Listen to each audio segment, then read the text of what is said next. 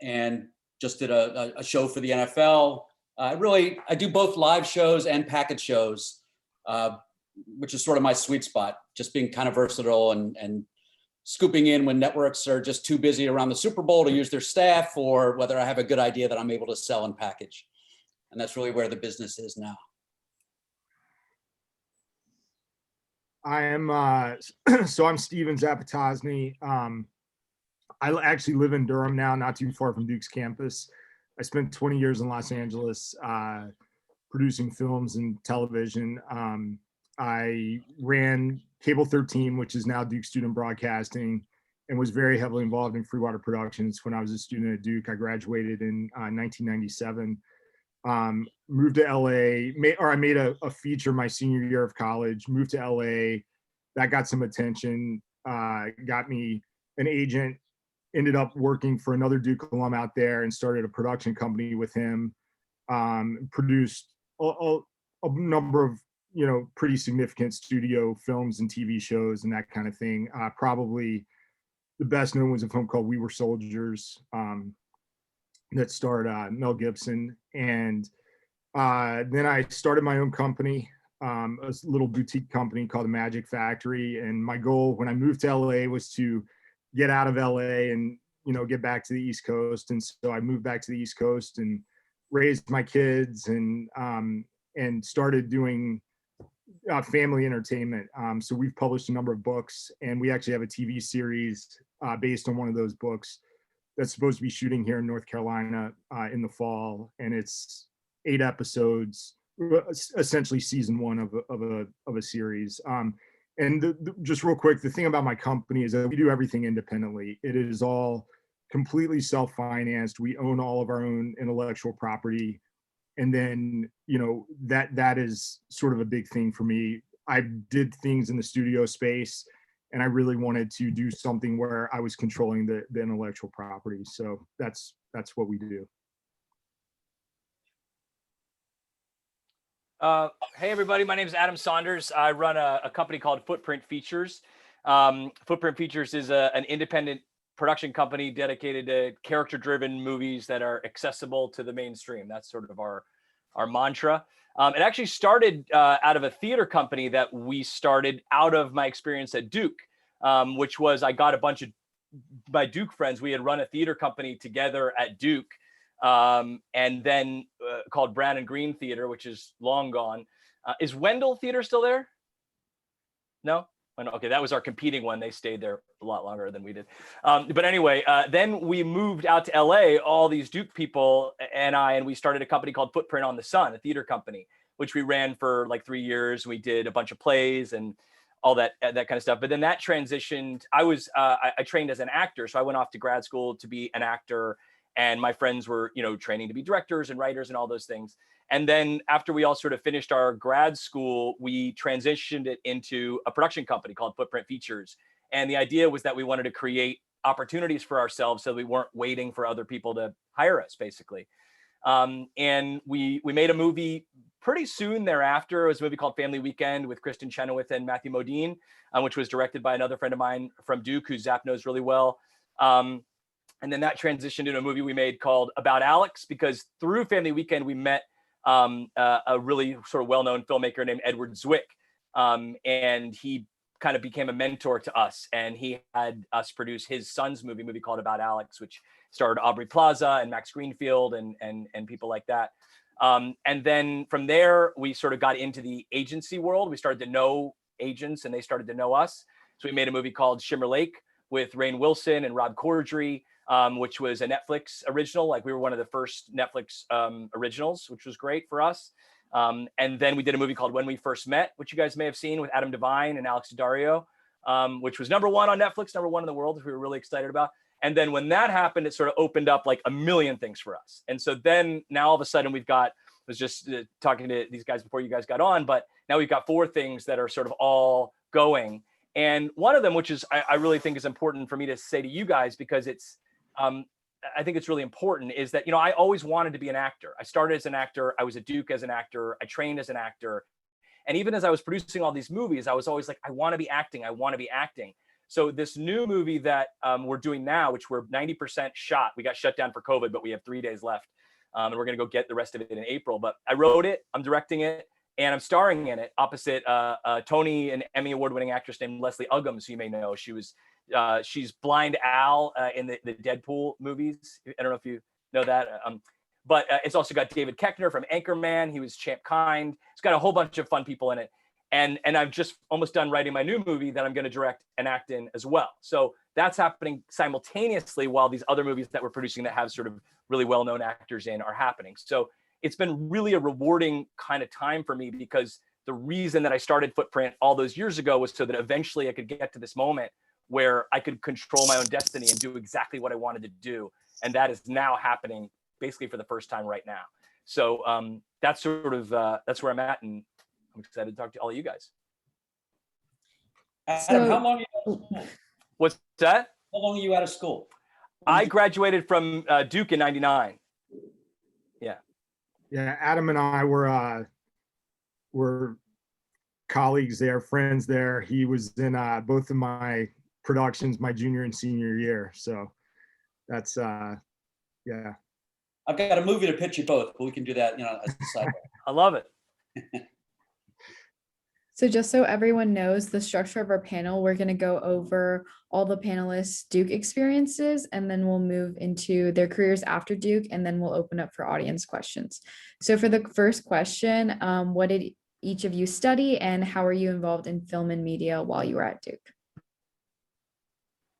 Why don't I go first? I was an English major at Duke. I actually originally came to Duke to run track and cross country, and I've discovered one of my friends in my freshman hall dragged me down to what's now Duke Student Broadcasting, but at the time was Cable 13 in the bottom of the Bryan Center, and Small Town Records. All of that was one entity called Cable 13, which was a closed circuit cable television station that went on the Duke cable system.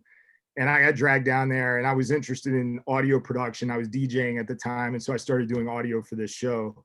And I just got sucked in. And the next year I ended up being on the executive board down there and produced my own show, a sports show called Sports Junkies, which was like a sports center type of show. And then the next year I ended up running Cable 13 and the year after that. So that was, and after my sophomore year, I quit the track team. I went and told Coach Bueller, I was like, you know what, I've never quit anything, but I really want to be spending my time making these shows and these films, and so that was that. And basically I took whatever classes I could take that would give me most time to spend at Cable 13 and at Freewater making films. And so my junior year, we did this show called Ivy Tower, which was Adam actually was one of the stars of that show. It was like a student drama / I don't know, lighthearted drama, soap opera-ish show about life in college at a fictional university. And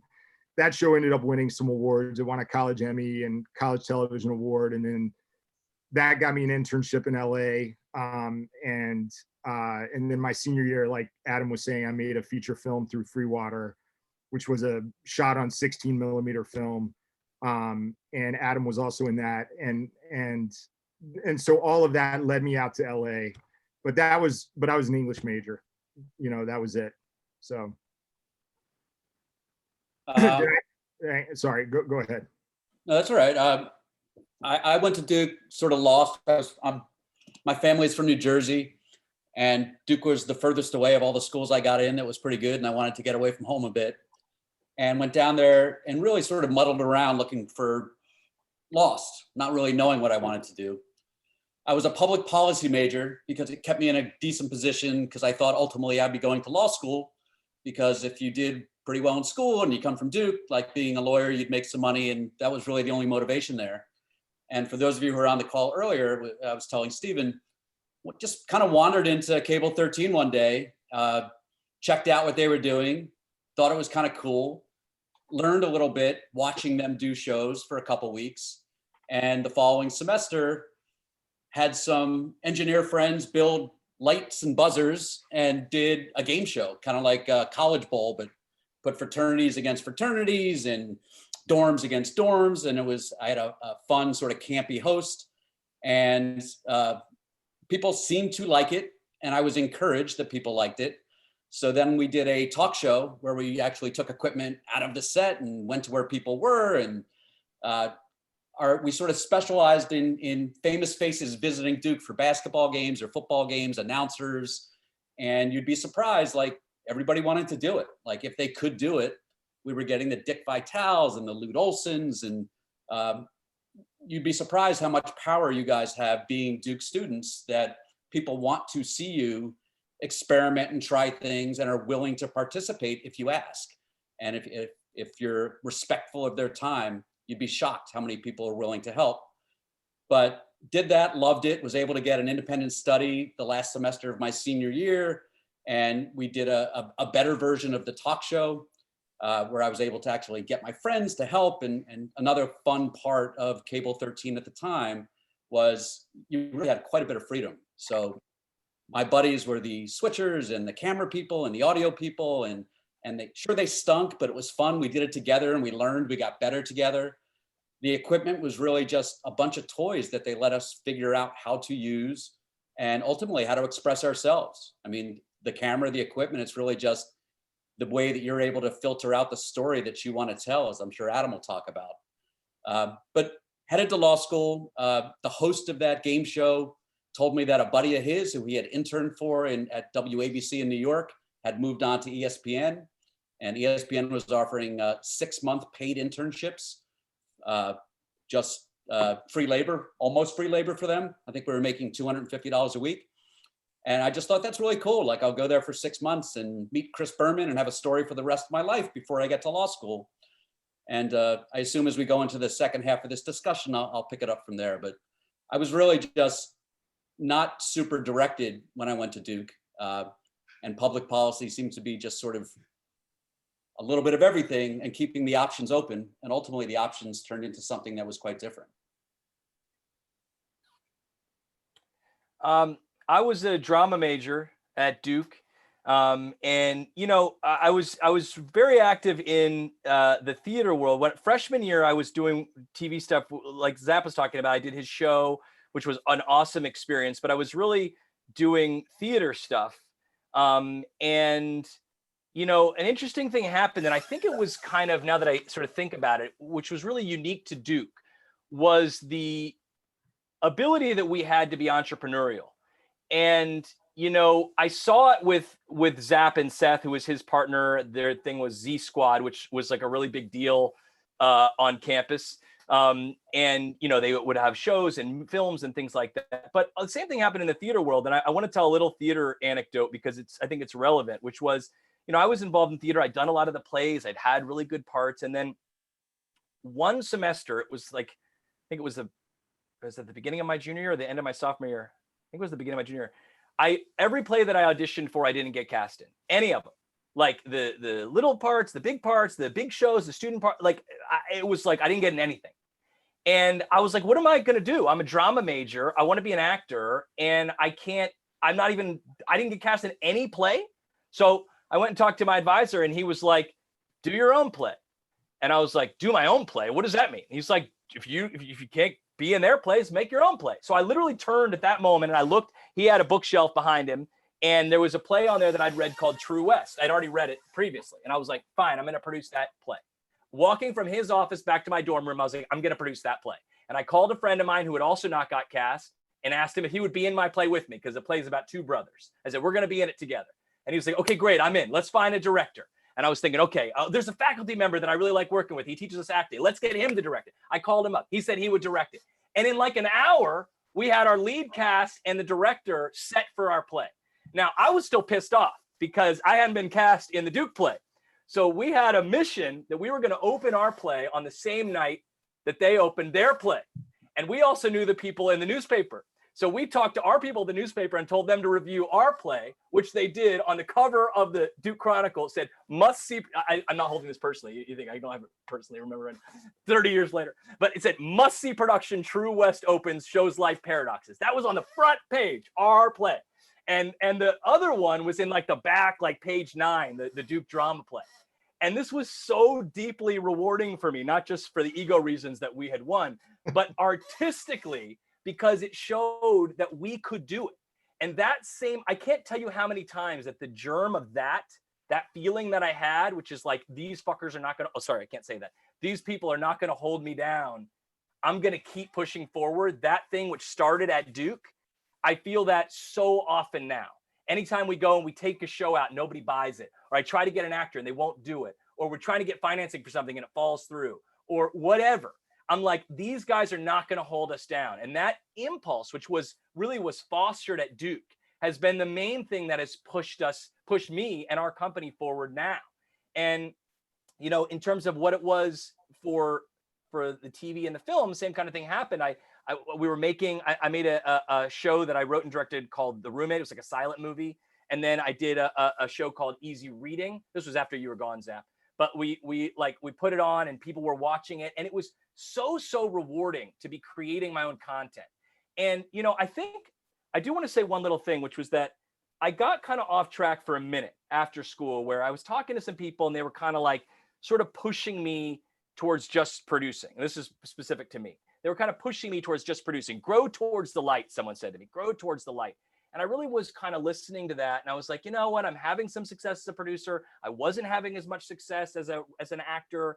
You know, I'm just going to keep doing what's growing towards the light. And then I watched this master class by Judd Apatow. You guys all know who that is, right?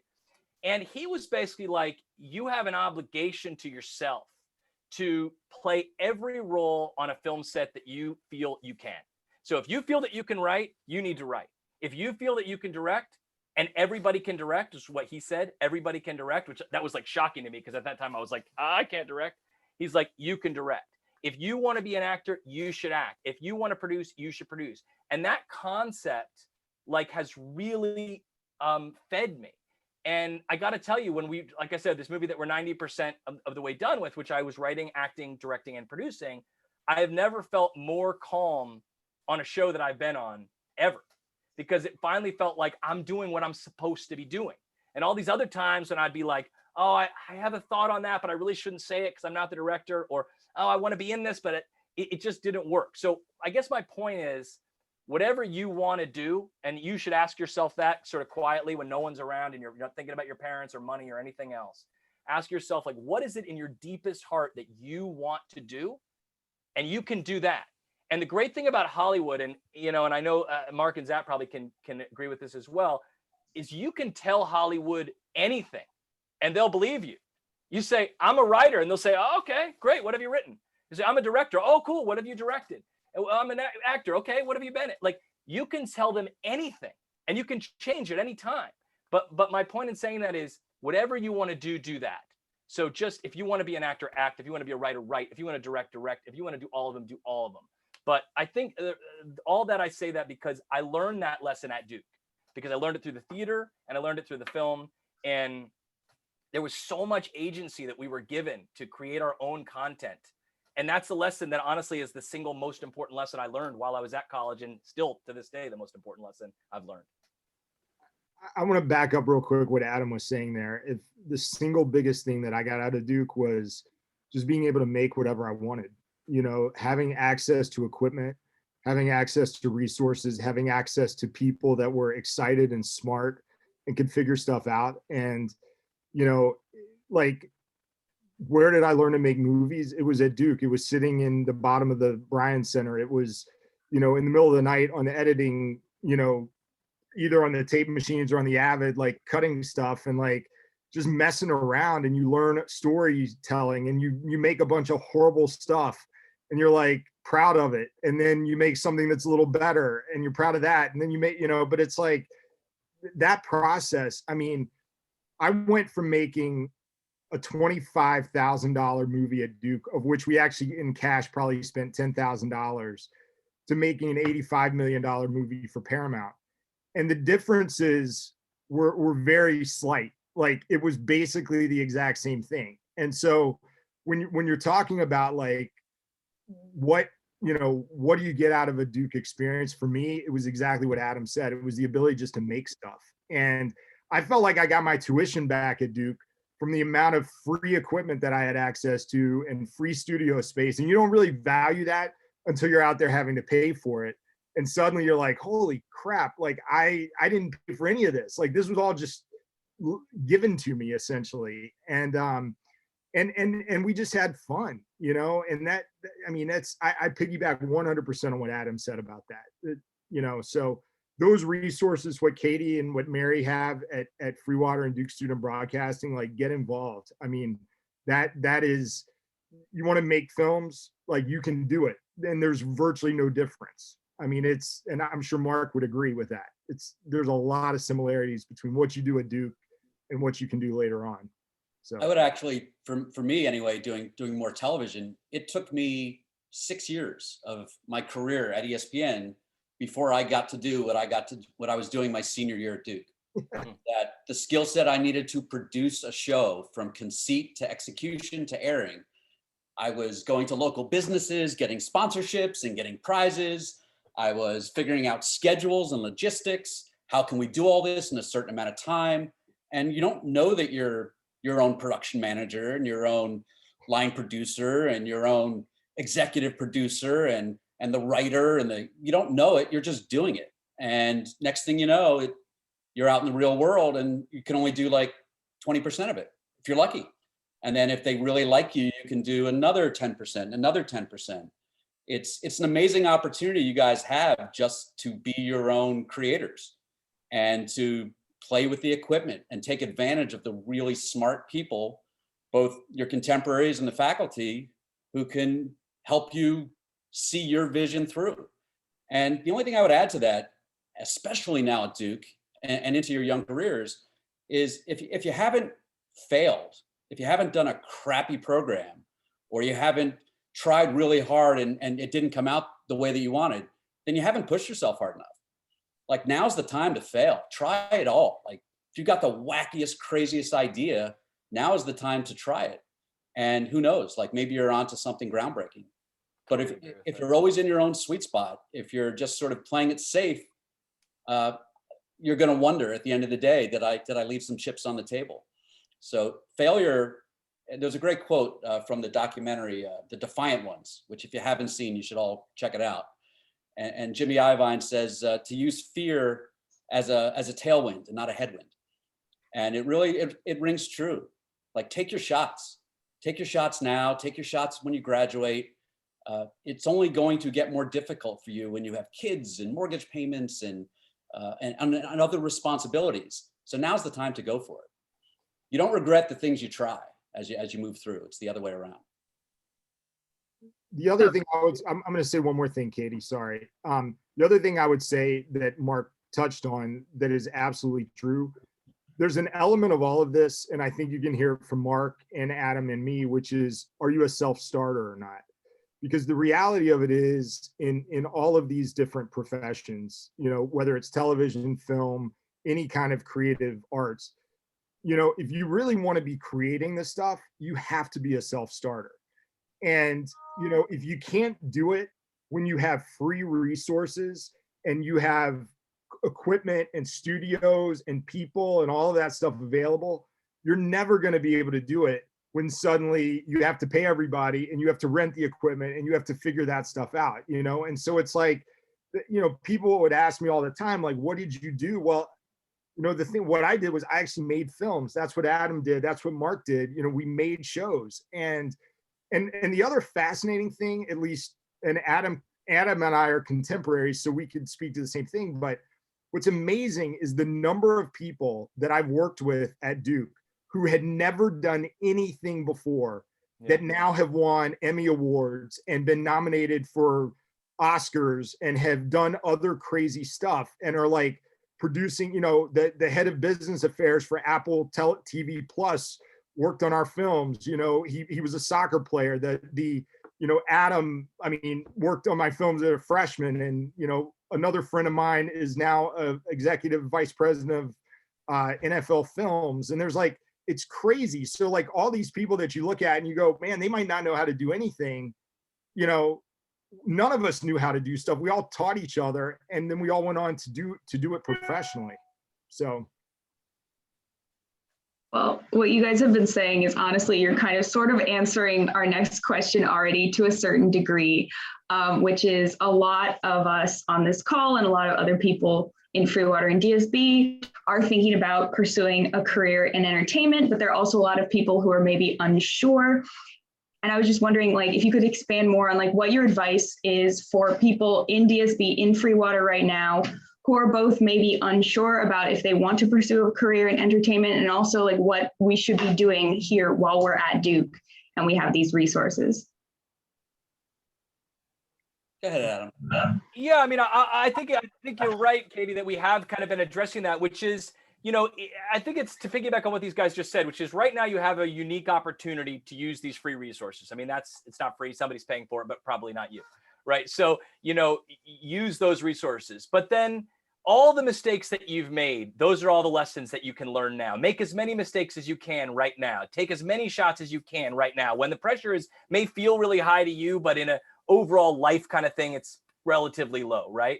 And then you take those lessons, and if you want to, the question is, should you be a filmmaker or should you pursue the arts? I mean, none of the three of us can answer that question. You've got to answer that because it's not going to be easy.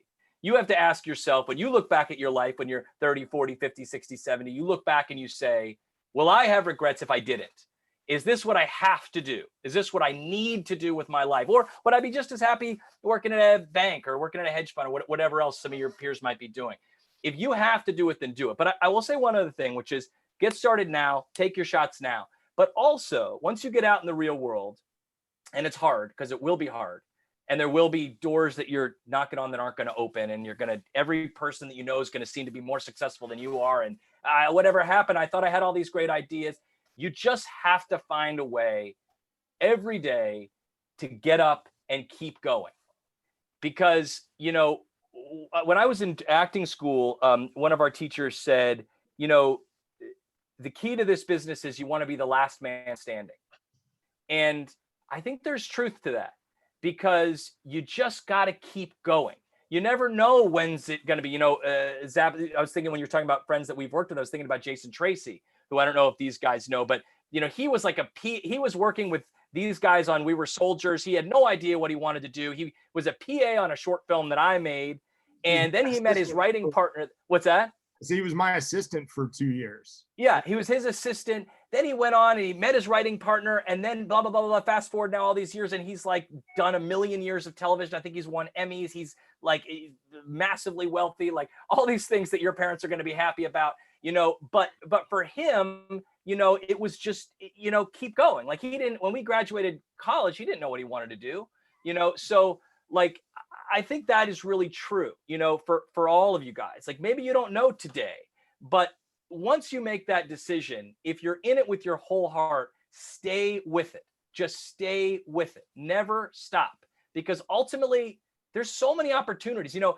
another thing, I'm quoting Judd Apatow a lot lately, but that masterclass really stuck with me, was he said, you know, we fixate on the business part of it. You know, we fixate on when am I going to get an agent, or who's going to get me my first job, or blah, blah, blah. We fixate on that. And he's like, we forget that there's an entire industry out there whose entire job it is to find the talented people who want a job. That's their whole job. Every junior agent, every junior development executive, every junior creative executive, they're all trying to find the next big thing. So your job, if you're a filmmaker, is to make films.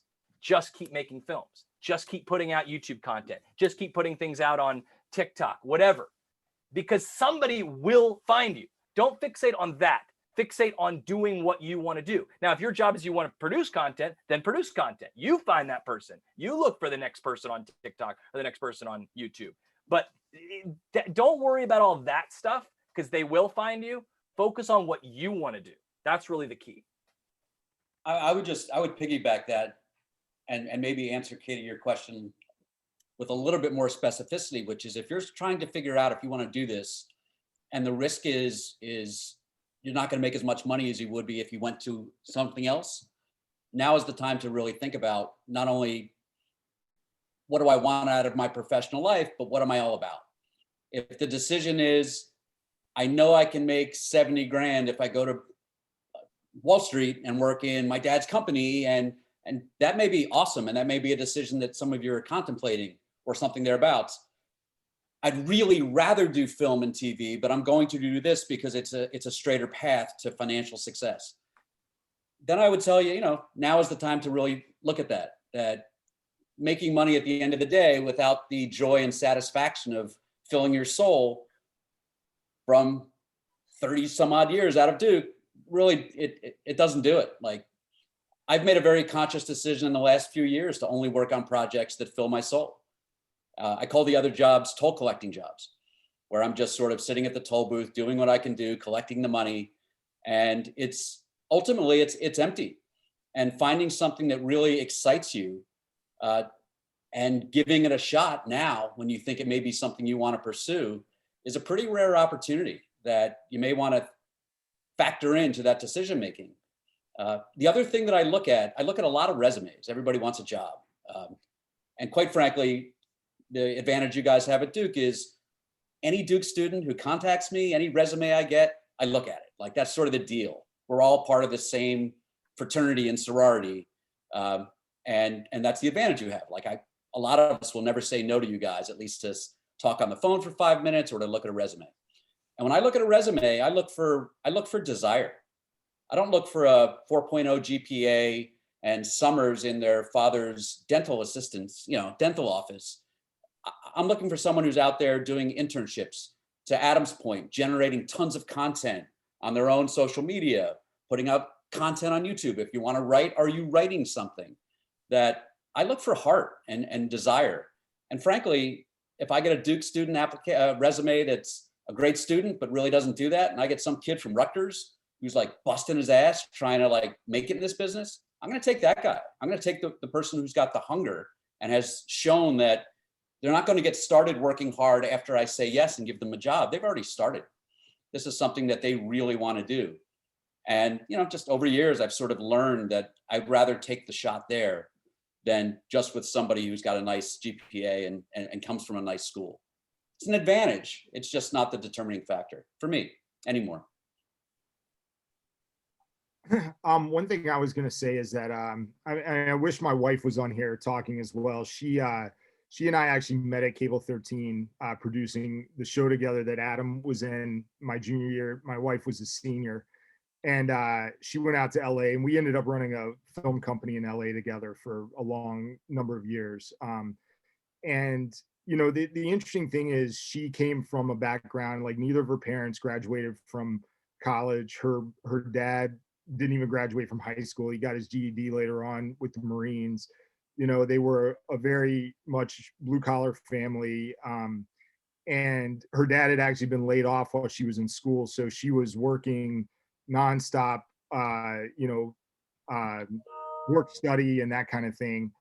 And, she was on the path to, hey, I've got to make money. I've got to figure out how to, pay bills, help my family, all of that stuff. And her roommate actually submitted her for an internship without her knowing it, to a producer a company that had done a couple of movies that we both liked. And she got this internship, and her roommate helped her figure out a way to get out to LA to stay with her sister out there so she could afford to go and that kind of thing. And Danny went out there, and she, interned, and then she ended up staying and going, you know what, I love this. I want to do this. And she got a job as an assistant and, paid her bills, paid off her student loans in the process, was making nothing, but was just really strict about, paying off her loans and things, and opportunities just kind of gradually opened up from there. But I guess what I'm saying is that, I also remember is that you don't have to have a lot of resources in order to be able to do that. You just need to have the guts to be able to do it, and be willing to put off making a lot of money for a short period of time. The other thing is, like, for me, I remember going back, we had a reunion my first year out of school. It was a 1-year reunion. And I remember going back, I was temping out at some of the studios and was making like nothing, just enough to pay my rent and get by. And I was talking to my friends that had gone into, investment banking and other types of things, and they were making great salaries, but they were miserable. And I was happy as a clam. I was making nothing. I was barely scraping by, but I was doing what I wanted to do. And I remember like that being like really jolting to me, of going, wow, like this is crazy how unhappy so many of these people are, because they weren't they weren't actually doing something they were excited about. And then going back in my 5-year reunion, when I had produced a big film, I had made money, it was at that point, a career for me. And everybody else was still doing the same stuff that they had been doing, but they were miserable and trying to figure out how to get out of their jobs.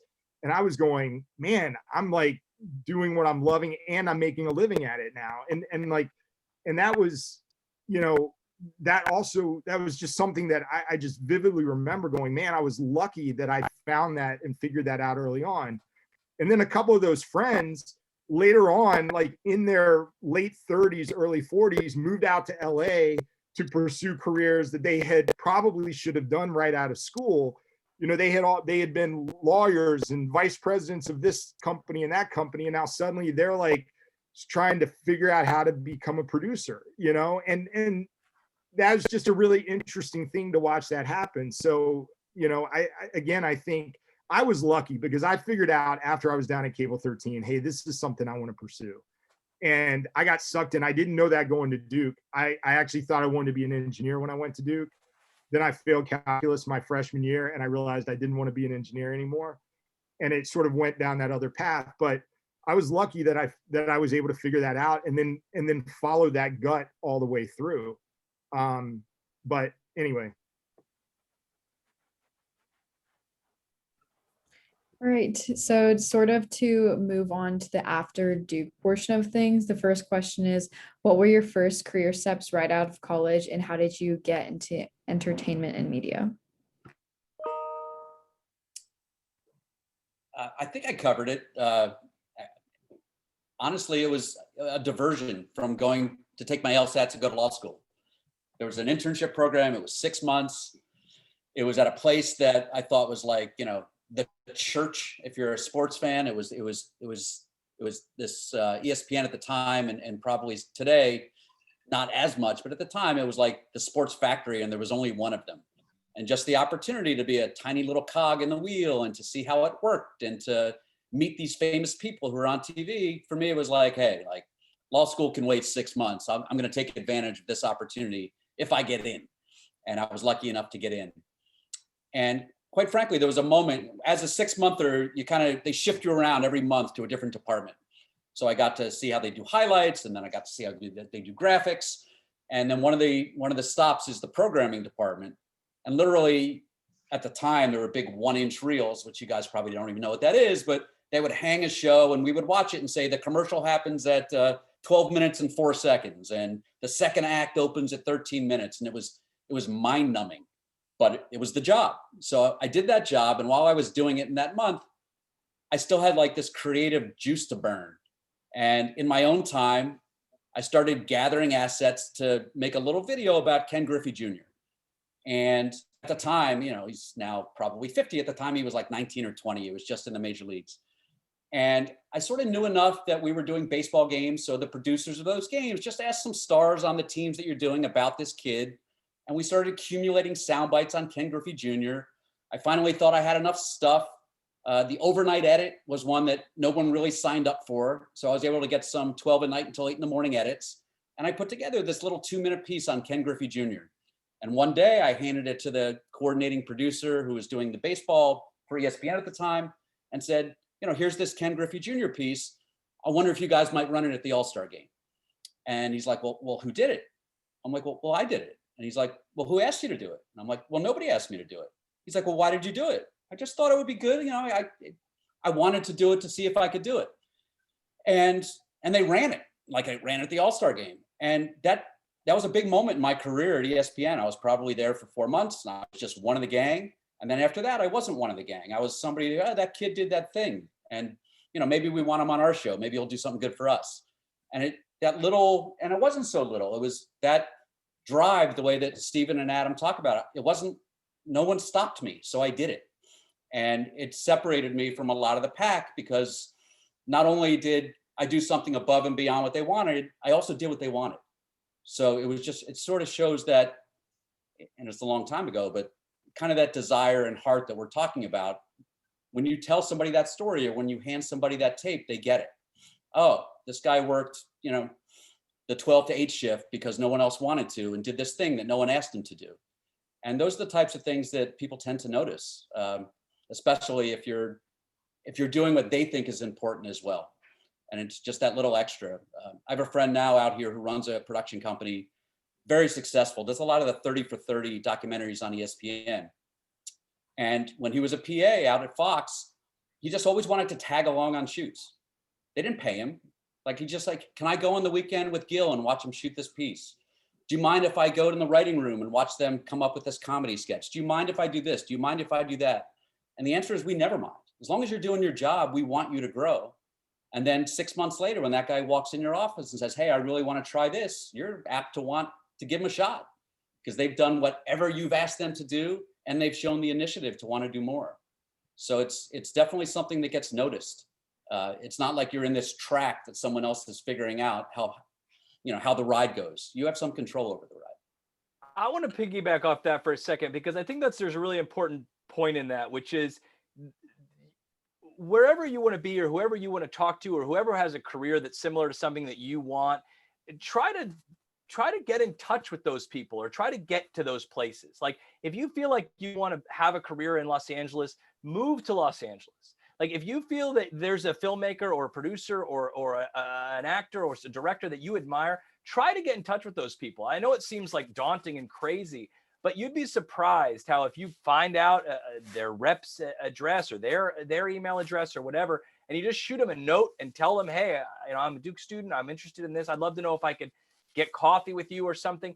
You'd be surprised how many times the answer to that question is, maybe I won't get coffee with you, but I'll do a 5-minute phone call with you. Or maybe I won't do a 5-minute phone call with you, but I'll answer questions over email. You'd be surprised at how willing those people would be to give you information on their terms. And I found, especially when I was starting out, that those little things were critical. And actually, some of those things have turned out to be. I mentioned Edward Zwick early on. Well, the reason that we know Edward Zwick was because I was an SAT tutor. That's what I was working on as my job, like, to make money. And I happened to tutor his daughter. And so for like a year, I was tutoring his daughter, never said a word about anything other than, the verbal SAT. And on the very last day, when I was leaving, I said to him, hey, just so you know, I'm also a filmmaker. And, and he's like, you are? You never said one word about film. And he's like, do you know my work? I'm like, I know your work, man. And I was like, hey, I want to know if I could take you to coffee. And he said no. but then he was like, well, do you have a project that you're working on? And I said, yes. And I sent him Family Weekend. And he sent back a whole bunch of script notes on the script. And I was like, whoa. So then and then that started a relationship where he ended up way later, even after he turned it down 3 times, ended up adding his company as an executive producer to that film, and then led to so many other. But that's one example. There's a million other examples. Adam Fogel's, a million other people that are very big people in the business that I randomly kind of came across through this person or that. And I just said, hey, I'd love to know if I could take you out to coffee, or, I'm just trying to get started in this business. Could I ask you a few questions? What does a producer do? I did that so many times, and a lot of those people became incredibly helpful to me along my way. So don't be afraid. The worst that's going to happen is they're going to say no. And guess what? If they say no, you're exactly where you are if you never asked. So you have there's a zero opportunity cost for you. It's only upside. So, be respectful, obviously. Don't annoy them or be a stalker, but, ask the question. One thing I was going to say about all of this is, this panel was about producing, and I think that the fundamental thing about producing anything is you are essentially overseeing and creating that thing from scratch, right? And there's no class you can take to become a producer, right? You can just do it. And one of the things that I look around at now, and I'm envious in a lot of ways of the position that you all are in, because you can actually create stuff now and distribute it in a way that just did not exist when any of us were in college. We were dubbing videotapes and sending them around to colleges to put on their TV stations to be able to, get our show around to people. And it was like, that was like unheard of, that we were, sharing things like this. And now you can just put something on YouTube, and, my wife just got a new iPhone, and it shoots better quality than any equipment that I ever had access to when I was at Duke, you know? And it's like, that kind of stuff is incredible, but there's still a big difference between shooting a little video and posting it on YouTube and actually creating something and actually making something happen where you're telling some kind of narrative story, whether it's non-scripted or scripted or whatever it is. And that, but there's really nothing holding you back from that now technologically. You know, all the stuff that cost money when I was making a feature my senior year at Duke is free now. It like costs nothing. I mean, if you have an iPhone, you know, but you still have to like put the thing together. You still have to write the script or find a script. You still have to bring in the actors and figure all that stuff out. There's no playbook for that. It's what we've all been talking about. It's just doing it. And, you know, that's, but as Adam said, part of the reason that people will help you out is when they see that you're doing that work, you know, and they then will open themselves up because they go, well, I've been through that. I understand how hard this is. They're doing it. They've already taken the big step. Like, it's easy for me to read their thing or show or watch something or answer some questions or whatever. And I agree.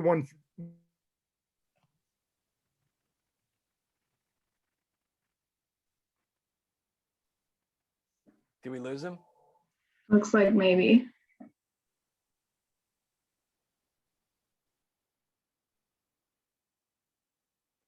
It's the old joke. The key to life is. Yeah. Let me say one thing. I'm going to piggyback on one thing he was saying, which is important. If this is the thing on producing, which I think I didn't fully internalize, but if this is the thing on producing, you know, whatever needs to be done, you do that. That's what a producer is. Whatever needs to be done, you do that. That's it. That's producing. You got it. Whatever needs to be done, you do that. And the other thing is, like, with an actor, like, you could say, oh, I'm not having success because nobody cast me. Or, oh, as a director, I'm not having success because nobody financed my movie. Or as a writer, I'm not having success because nobody bought my movie. But as a producer, your job is to create content. So if you're not creating content, that's on you.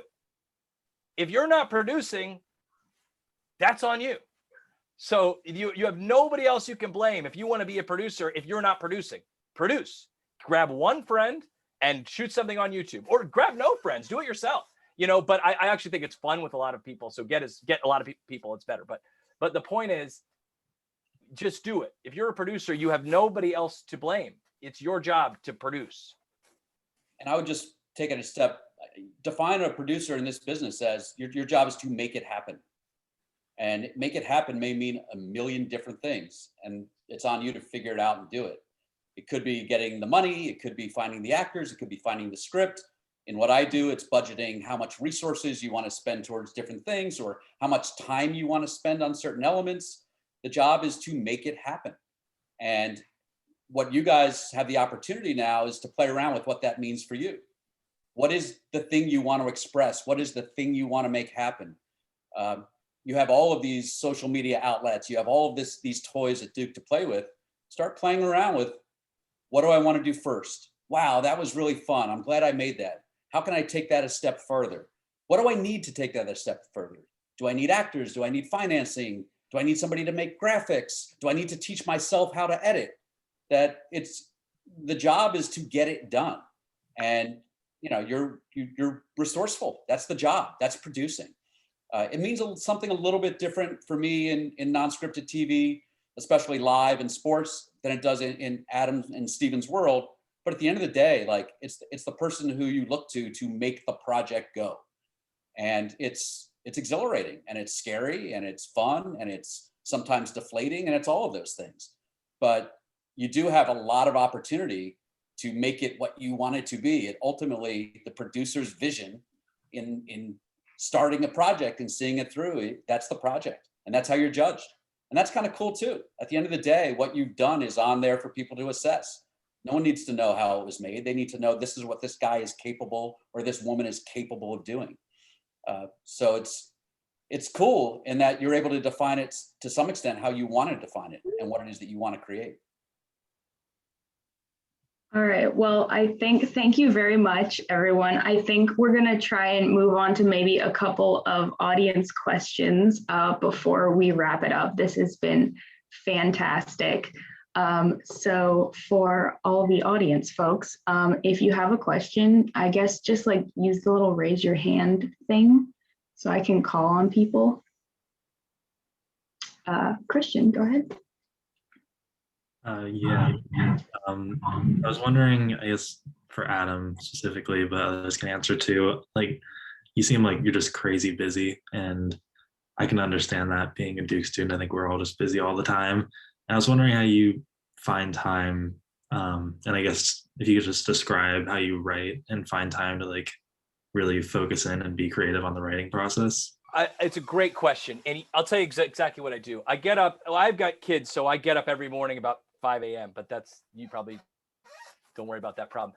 But get up whenever you get up. And I did this before I had kids, actually. From the moment I get up, and this was actually a big source of, talk quietly so my wife can hear me. This was actually a big source of tension with my wife when we first got together. Because from the moment I get up, for 3 hours every single day, I don't have my phone on, I don't look at email, I don't talk to anyone. And so right now it's usually about 5 to 8 or 6 to 9.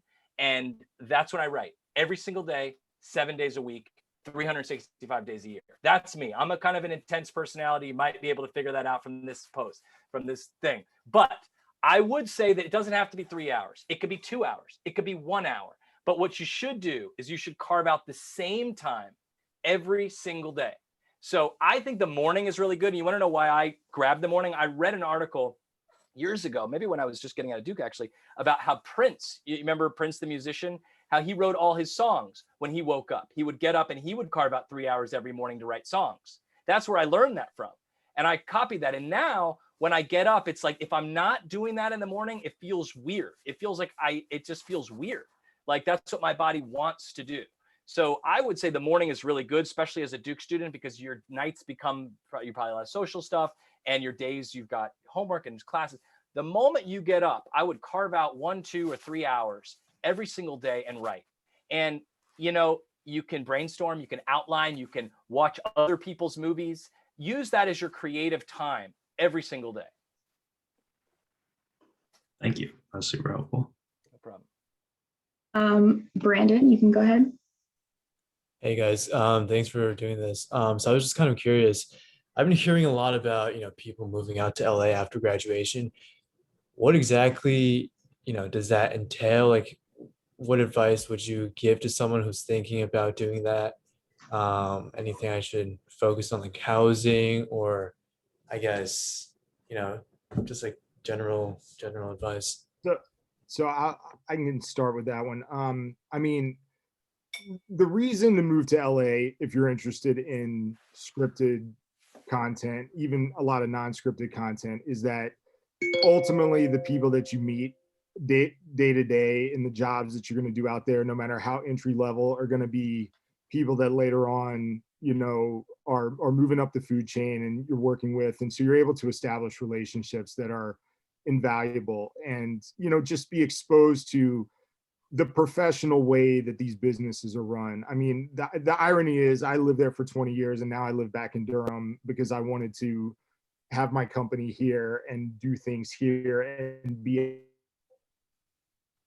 that was something for me. But, I mean, for me, it was just finding a low cost apartment. My wife actually lived at a defunct fraternity house at UCLA that was renting rooms, just finding wherever. And I worked as a temp.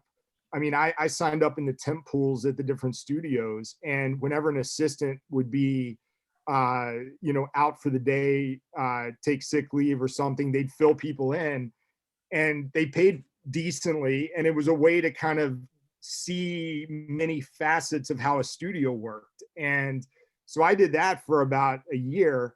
And I mean, that led to some really interesting contacts and opportunities and people that I met and that kind of thing. I worked for a casting director for about 6 months, and she liked me so much that she kept me on instead of hiring an assistant.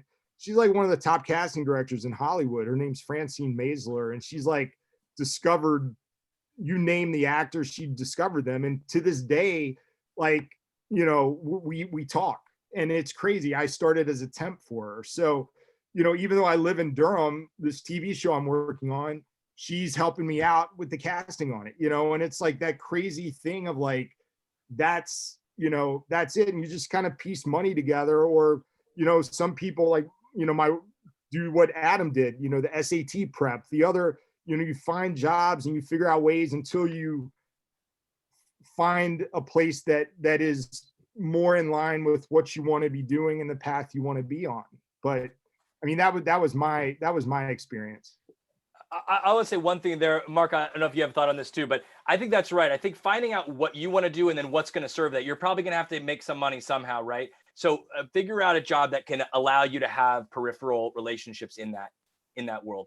I also think these days now, Uber driver is a pretty good gig for a lot of this stuff, because you can just turn on your phone, drive, and then when you want to turn it off, you can go do whatever you want to do.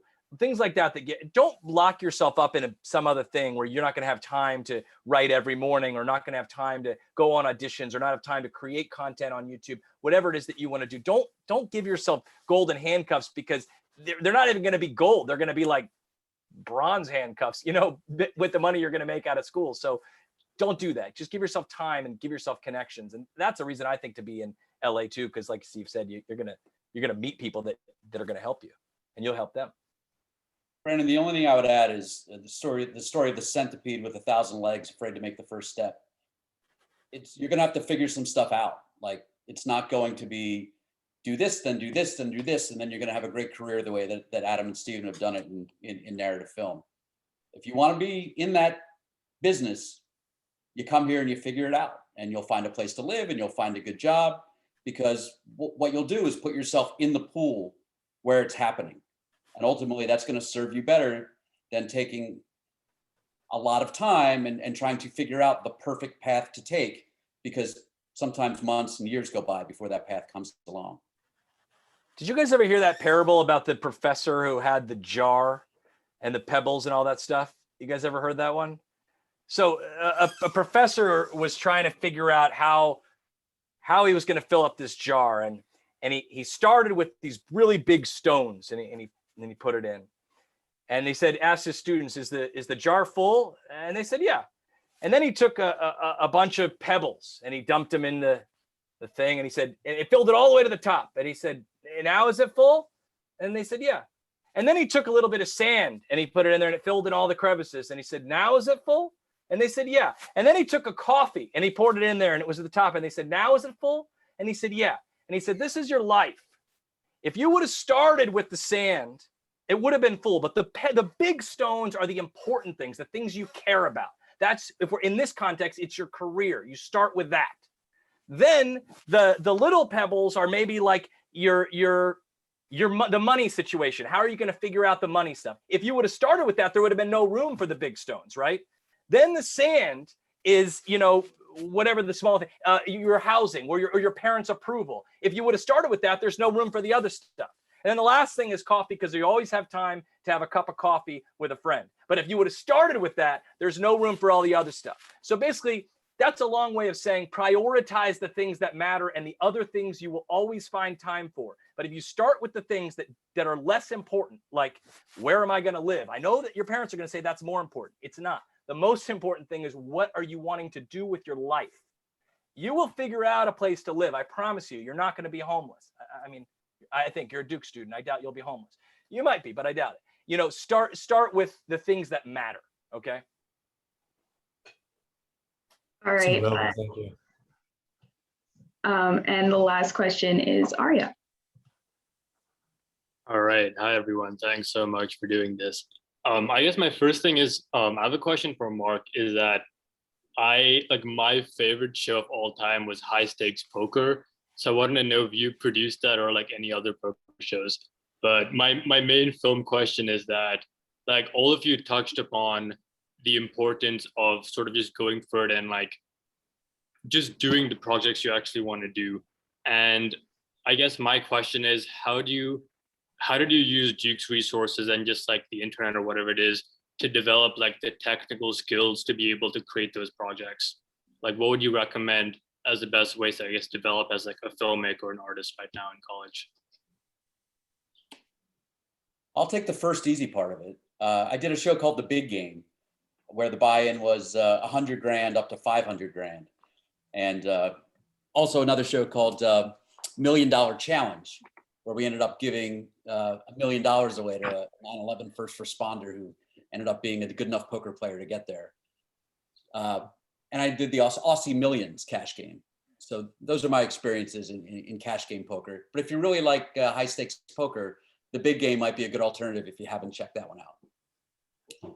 The second part I'll leave to these guys, except all I would say is some of it you just have to figure it out. You've got the equipment, you've got the idea, and how do you mesh those two things together to create the vision that you want? And it doesn't have to be a perfect vision. You just need to get started.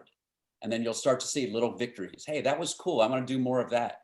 Hey, I like when I wrote that and shot it this way. That works for me. I'm going to remember that for my next project. You start to build an arsenal. You know, I'm a golfer, and I say, you know, you want 14 clubs in the bag. So you start to teach yourself, this is a good trick for that, and this works for this. And pretty soon you've got some variety in your game, and you're able to tell the story that you want because you've played around with the equipment, you've taken chances, and quite frankly, you utilize the time now where it's kind of playtime, and learn some of those skills, at least as far as how it applies to what you want to create. Yeah, I mean, you know, for me, like I had edited a couple of like highlight videos for my high school sports teams before I went to Duke. That was it. You know, I shot some movies in my neighborhood with my neighbors who were a few years younger than me on a little height camera, and I edited them on 2 VCRs, hitting pause and play. Like, you know, that, like, and then everything that I learned after that, I literally learned by like reading books or just making mistakes, you know? And it's funny because I've been digitizing my office here. You can't see it, but during the pandemic, one of the things I've been doing is digitizing all of my old tape-based productions, all the stuff I did at Duke and stuff. And I'm watching some of this stuff and I'm going, this is awful. Like, it's absolutely horrible stuff.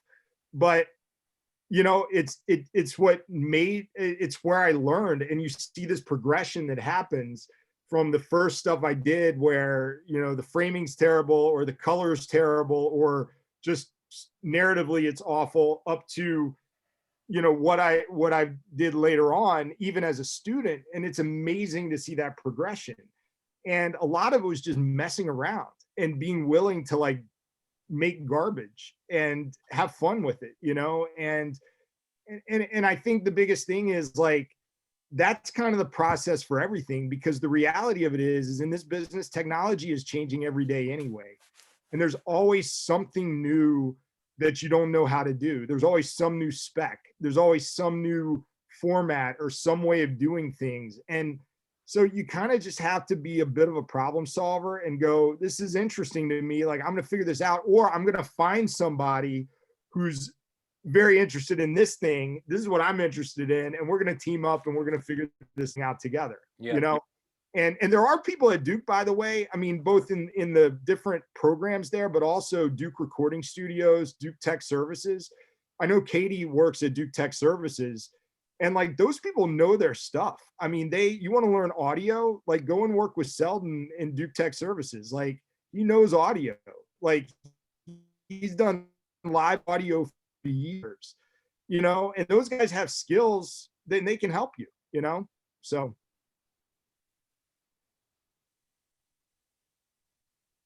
All right, well. I agree. Yeah. Oh, sorry. No, go I ahead. was just gonna say I agree. Whatever you're interested in, do that. And if there's something that you're not interested in, find someone who is and find them. I agree with what Zap just said.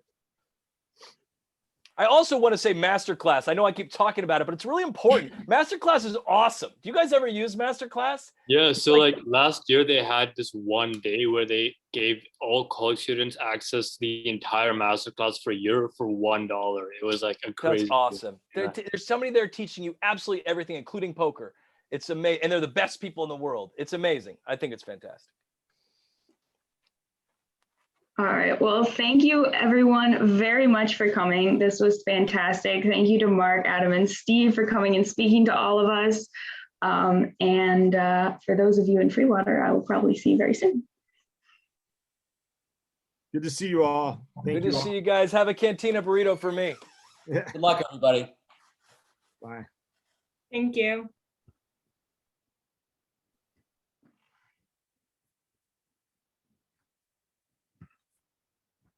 You can probably cut the recording now. Okay.